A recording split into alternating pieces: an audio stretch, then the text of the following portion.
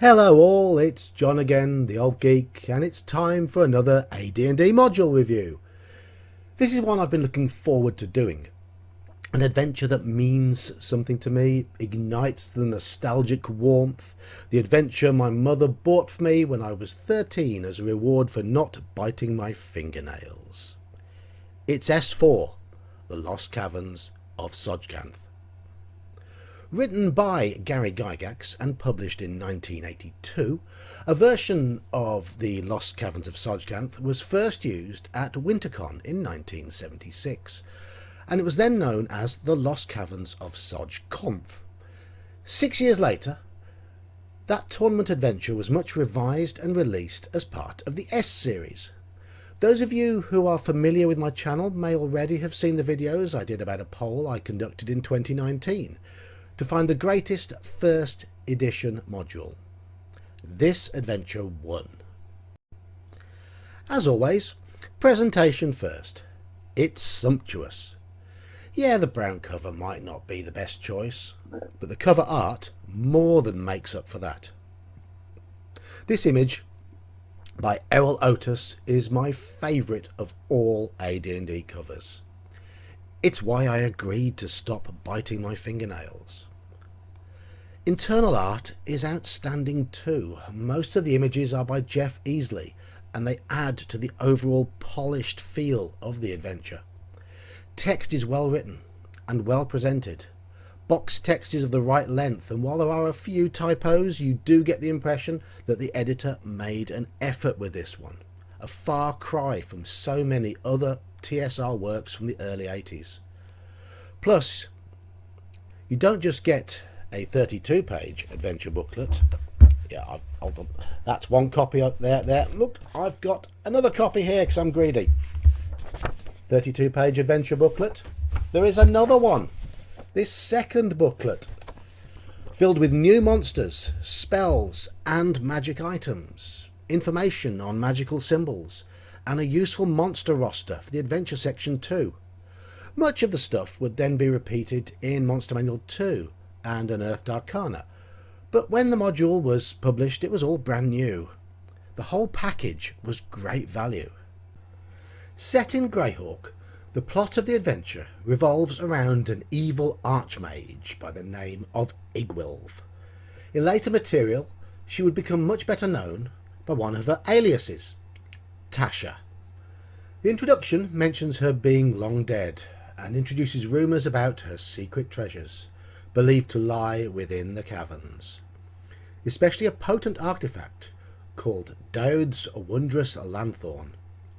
The PCs have been recruited by the Margrave of the March of Bissell to locate the caverns and recover the treasures in order to ensure his enemies do not get their hands on them.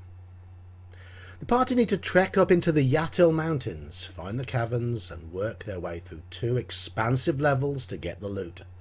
It all sounds easy, right? Far from it. This is a Gygax module. The players are going to be challenged every step of the way. It's a very basic plot. Yes, it's embellished by the world lore, but essentially it's an adventure to go and find a thing. It's easy to tweak though. The last time I ran it, my group were working for Bigby. He was trying to secure various artifacts because he foresaw the events of the GDQ series, and I ran S4 immediately after my party had retrieved the 3 weapons from S2 White Plume Mountain. Another find the things adventure. But that's an advantage of this type of scenario. They are so easy to adapt and drop into any classic fantasy campaign. I mentioned in my review of WG4 that it is designed to be played alongside this module. And yes, that is very much the case. A group of gnomes have a vale in the wilderness, and these gnomes provide the connection between the 2 adventures. Check out my review of that module for more details. S4 consists of a significant wilderness trek, followed by a beefy dungeon crawl, and it's this dungeon crawl that most players and DMs of this module will remember. While the wilderness section is much better than that of WG4, it's still a little generic. There are some flavourful encounters, especially those with patrols from other Greyhawk states, and a DM who is factoring in the politics of the setting could easily develop these. Mostly though, the wilderness encounters are with humanoid warbands, various dangerous animals, and other monsters commonly associated with mountainous terrain. There are better overland hex crawls, there are worse overland hex crawls. It's an average wilderness section. The Lost Caverns themselves are naturally the focal point of the module, and this is where Gygax begins to make use of many of the new monsters listed in the accompanying booklet. They're not all used in this adventure, some are way beyond the power level, but the difficulty of this adventure is already at 11. The caverns are absolutely teeming with beasties, all happy to relieve the PCs of their sorry lives. Demons, giants, genies, things that turn you to stone, poison you, kill you with a glance, or just simply bludgeon you to a pulp. They're all in there. There are some small efforts to make it feel more natural, to give the denizens a symbiotic existence, but these do feel very much secondary. It is an immense menagerie, probably designed to showcase the forthcoming Monster Manual too. The variety of monsters and loot is bordering on the insane. If a group of players enjoy their combat, then this will be their ambrosia. This is where it differs heavily from its sister module WG4. S4 has a totally different tone, where WG4 was dark and creepy.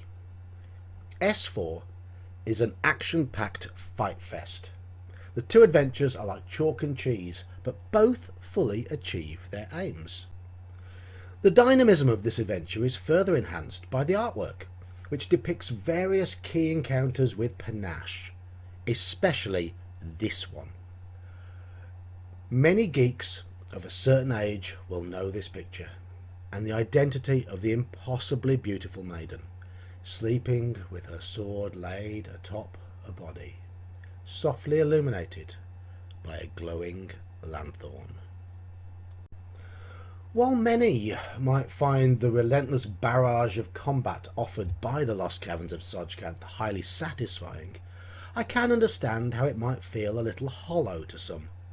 While the final encounter, and the Behir, and the Bodak, and various other new monsters are interesting and memorable, there are plenty of locations that are just there.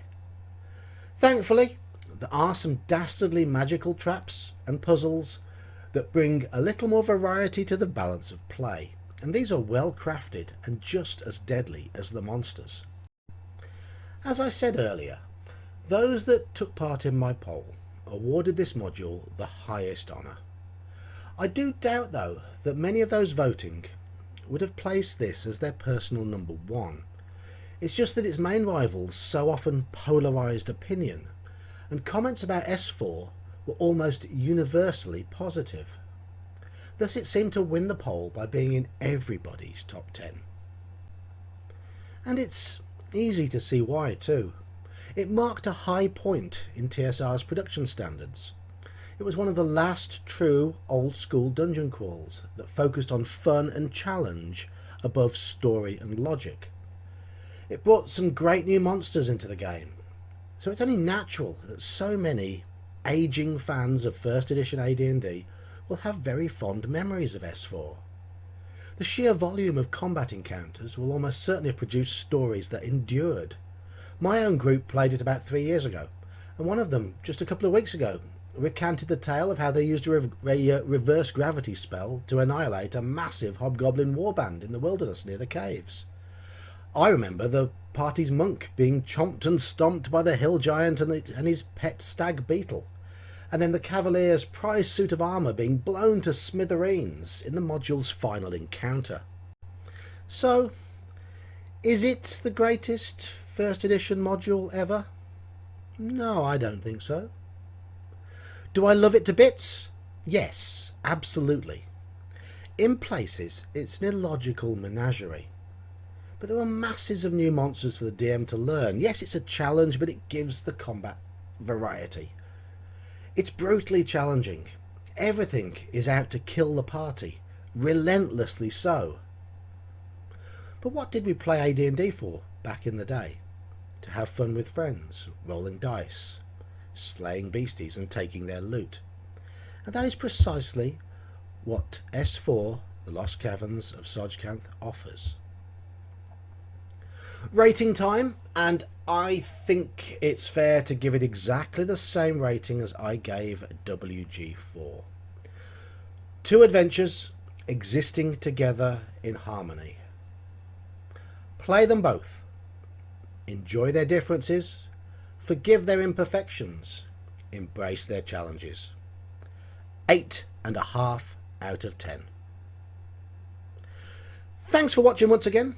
Click the thingies below. Tell me what you think. Till next time, good night.